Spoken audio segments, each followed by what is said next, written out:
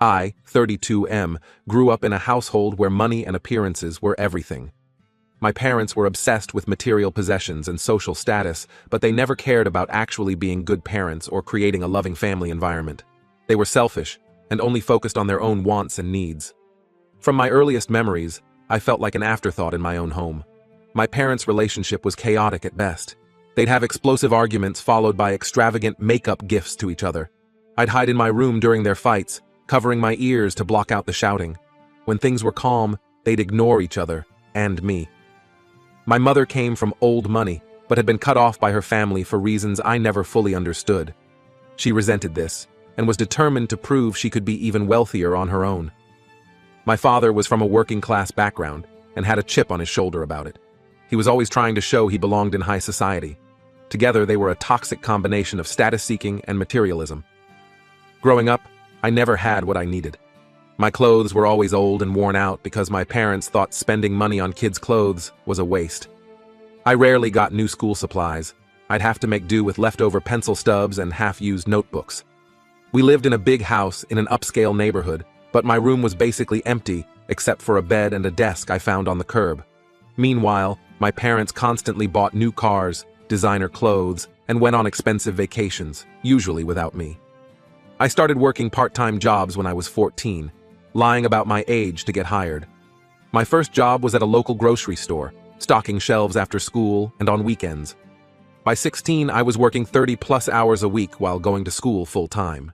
I had jobs at fast food restaurants, as a gas station attendant, mowing lawns, anything I could find. My parents took most of my paychecks, claiming it was for rent and to teach me responsibility. But I knew they were just using me to fund their lifestyle. The rest of our family couldn't stand my parents. My mother's parents had disowned her years ago. My father's family, while not wealthy, were kind, hard-working people who were disgusted by how my parents behaved. My aunts, uncles, and cousins on both sides slowly cut contact over the years. Even my paternal grandparents, who lived nearby, rarely visited. I found out later it was because they couldn't bear to see how I was being treated. I have memories of birthdays where no one showed up because my parents hadn't bothered to invite anyone, or had actively discouraged people from coming because they didn't want to waste money on a kid's party. One year, when I turned 12, I got up excited for my birthday only to find the house empty. My parents had gone on a weekend trip and forgotten it was my birthday entirely. I spent the day alone, heating up a frozen dinner and watching TV. Christmases were no better. I'd get nothing or maybe one small, cheap gift, while my parents exchanged expensive jewelry, electronics, and designer items. One Christmas, when I was 9, I got a used coloring book, with half the pages already colored, and a broken toy car my dad had found in his office. Meanwhile, my mom unwrapped a diamond necklace, and my dad got a new Rolex. I was often left home alone for days at a time, starting when I was about 12, so they could go on trips. They'd leave some money for pizza and tell me not to answer the door or phone. I'd spend these days in constant anxiety, jumping at every noise and worrying about what would happen if there was an emergency. School was a challenge because my parents couldn't be bothered with any part of it. I had to forge their signatures on permission slips and report cards. Parent-teacher conferences would come and go without them showing up. When I needed help with homework, I was on my own. Despite this, I managed to do well in school. It was my escape, in a way. Teachers were often the only adults who showed any interest in my well-being. There was never any physical abuse, but the emotional neglect was constant. My parents would criticize everything about me: my appearance, my interests, my friends, on the rare occasions I was allowed to have friends over. Nothing was ever good enough.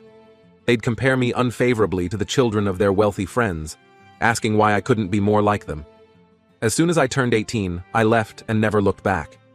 I'd been planning my escape for years, saving every penny I could hide from my parents. I put myself through college working multiple jobs. It was hard, but still better than living with them. I went completely no contact, changed my number, moved across the country, the works. I heard through extended family that they barely noticed I was gone. Over the past 14 years, I've built a good life for myself. I have a successful career in software development, a modest but comfortable house and some savings. All the things my parents prioritized, but I earned them honestly. I also have close friends who are like family to me. I've done a lot of work in therapy to process my childhood and learn to form healthy relationships. I thought I'd put all the drama with my parents behind me. Then last week, I got a call from my grandmother, my dad's mom. We hadn't spoken in years, but she'd managed to track me down. My grandfather had passed away recently. Apparently, he'd left me a significant inheritance, a trust fund he'd been putting money into for me since I was born. He must have seen how my parents were and wanted to make sure I'd be taken care of. I was touched that my grandfather had thought of me, even though we weren't close. The inheritance isn't life-changing, but it's a nice nest egg that will help secure my future. I told my grandmother I was grateful, and we had a good conversation catching up after all these years. She filled me in on some family news and apologized for not doing more when I was younger. It was a bittersweet conversation, but overall positive. Somehow, my parents found out about the inheritance. Now they're blowing up my phone demanding that I give them the money. They're saying I owe them for raising me, and that they deserve compensation for being my parents. They're threatening to sue me if I don't hand it over. I'm furious. They were terrible parents who neglected and exploited me. Now they think they're entitled to money that my grandfather left specifically for me? No way. I told them to pound sand and blocked their numbers again. But I'm worried they might actually try to take legal action. Can they really sue me for this? Do I need to get a lawyer? I don't want to give them a penny, but I also don't want to get dragged into a long legal battle. Any advice on how to handle this would be appreciated. Update 1. Thanks for all the supportive comments on my last post. A lot has happened in the past couple weeks, so I wanted to give an update. First, I took the advice many of you gave and consulted with a lawyer. He assured me that my parents have absolutely no legal claim to my inheritance.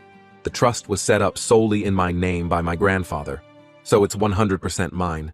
My lawyer sent my parents a strongly worded cease and desist letter telling them to back off. Unfortunately, that didn't stop them. A few days after my lawyer sent the letter, I was served with actual lawsuit papers.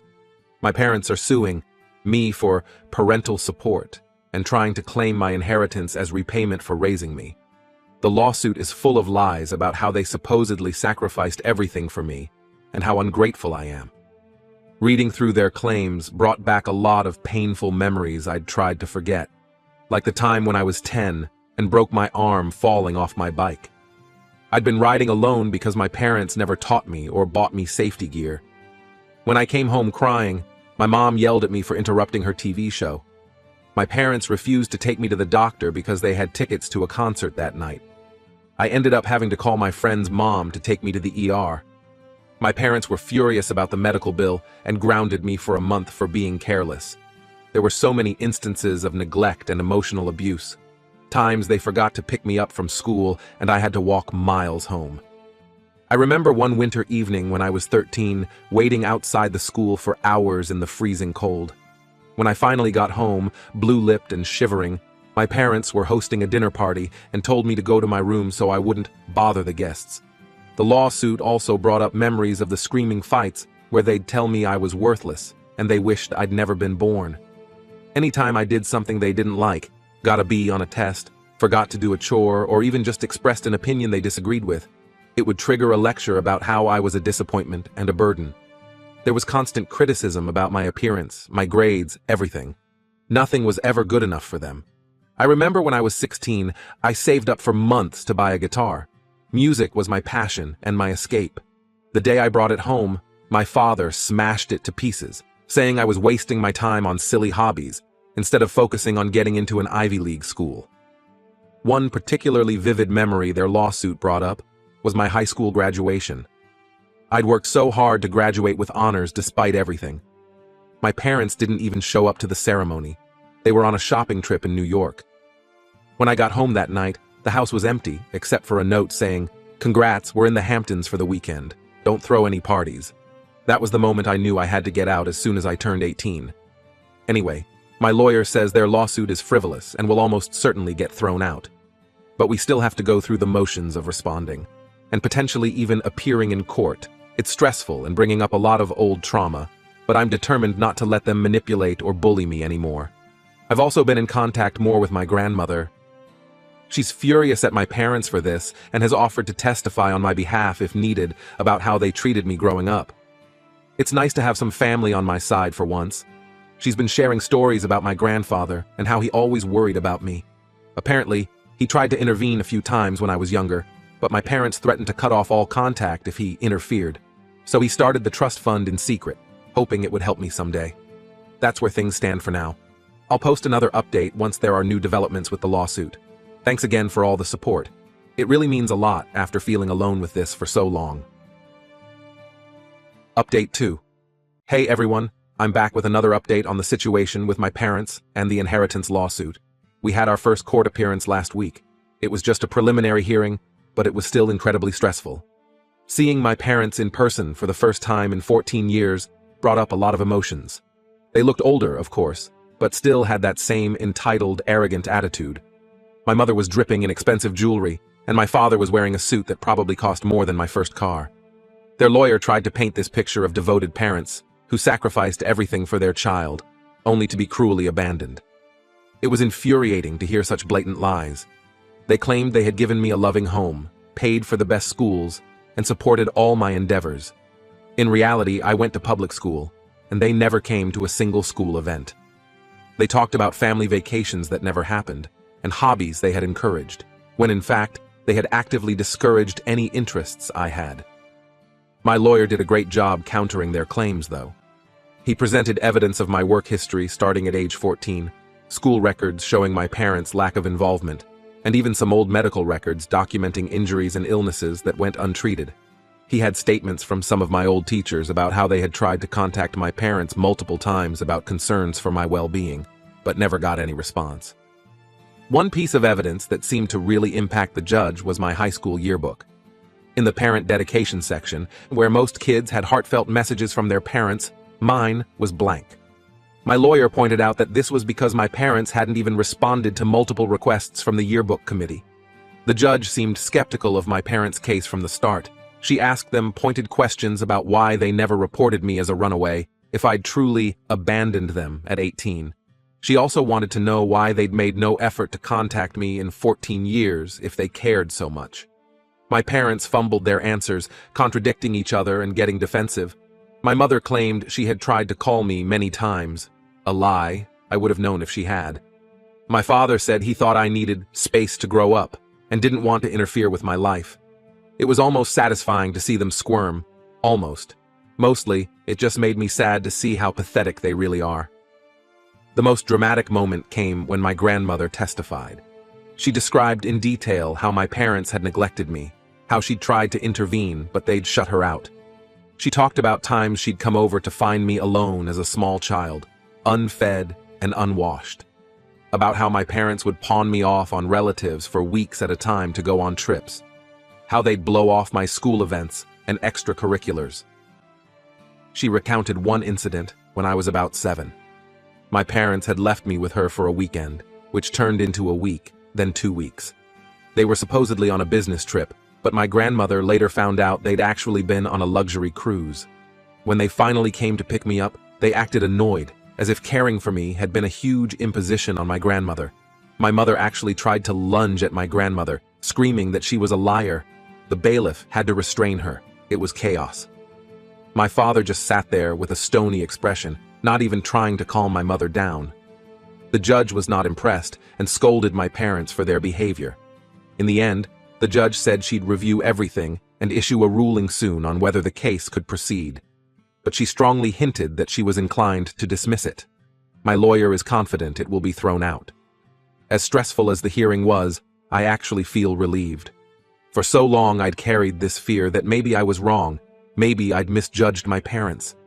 Seeing them in court, hearing their lies, watching their masks slip, it validated everything I've felt all these years. They really are selfish, abusive people who never cared about me. I'm still processing a lot of emotions from the hearing. It brought up so many old memories and feelings. But I'm proud of myself for standing my ground and not letting them manipulate me. Whatever the judge decides, I know I'm doing the right thing by keeping them out of my life. I'll post a final update once we get the official ruling. Thanks again for all the support. It's really helped me stay strong through this. Update 3. Final update on the inheritance situation with my parents. The judge issued her ruling yesterday and, as expected, she dismissed my parents' lawsuit entirely. She called their claims frivolous and without merit, and even took the unusual step of ordering them to pay my legal fees. In her written opinion, the judge didn't hold back. She said there was overwhelming evidence that my parents had been neglectful at best and abusive at worst. She cited specific incidents from my childhood that came out during testimony, like the broken arm story and the times I was left alone for days. The judge also noted that my parents had made no effort to contact me for 14 years until money was involved. She said this showed their lawsuit was purely motivated by greed, not any genuine concern for me. She was particularly critical of their behavior in court, saying it demonstrated a continued pattern of putting their own interests above their child's well-being. My parents were in the courtroom when the ruling was read. My mom started sobbing dramatically while my dad just glared at me. I kept my composure, but inside I felt an enormous sense of relief and vindication. It was like a weight I'd been carrying for years had finally been lifted. As we were leaving the courthouse, my dad tried to approach me. For a moment, I thought maybe he was going to apologize. Instead, he hissed that I was ungrateful and that I'd regret this. He said something about how I'd come crawling back when I needed them. My lawyer quickly stepped between us and told my dad to back off. It was a stark reminder of why I've kept them out of my life all these years. They're incapable of taking responsibility for their actions or feeling genuine remorse. In their minds, they'll always be the victims. Even faced with a judge's ruling and mountains of evidence, they still can't admit they did anything wrong. I'm glad this ordeal is over, but I know it's not really the end. My parents will probably try to harass me again in the future if they think they can get money out of me. I'm going to talk to my lawyer about possibly getting a restraining order. Given their behavior in court and my dad's threatening comments, I think I have a good case for one. This whole experience has been draining, but also cathartic in a way. I've finally been able to tell my story and have it validated by a court of law. I don't have to carry around any doubt or guilt anymore. All those years of gaslighting and manipulation, it's like the fog has finally cleared. I've been thinking a lot about my grandfather since this all started. I wish I had gotten to know him better. My grandmother has been sharing more stories about him, and it seems like he was a good man who really cared about me. I'm grateful for the gift he left me, not just the money, but the knowledge that someone in my family was looking out for me all along. For now, I'm just focusing on moving forward. I'm going to take some time to relax and process everything. My friends have been incredibly supportive throughout this whole ordeal, and we're planning a small celebration dinner this weekend. It feels good to have people in my life who genuinely care about me. I'm thinking about using some of the inheritance to take a nice vacation, my first real vacation ever. Somewhere tropical where I can sit on a beach and not think about family drama for a while. Maybe I'll finally learn to surf or try scuba diving. I want to start making positive memories to balance out all the negative ones from my childhood. Long term, I'm considering using some of the money to start a small foundation to help kids in similar situations to what I went through. Maybe a scholarship fund for teens who are putting themselves through school or support for programs that help neglected kids. It's just an idea at this point, but I like the thought of turning this negative situation into something positive for others. I know I still have a lot of healing to do. This lawsuit brought up a lot of old wounds, but I also feel stronger for having gone through it and come out the other side. I stood up to my parents, told my truth, and was believed. That means more than any inheritance ever could. Thank you all again for the support throughout this crazy situation. It's meant more than you know. Your comments and advice helped me stay strong when things got tough. I'm looking forward to putting this behind me and focusing on the positive things in my life. Here's to new beginnings and chosen families.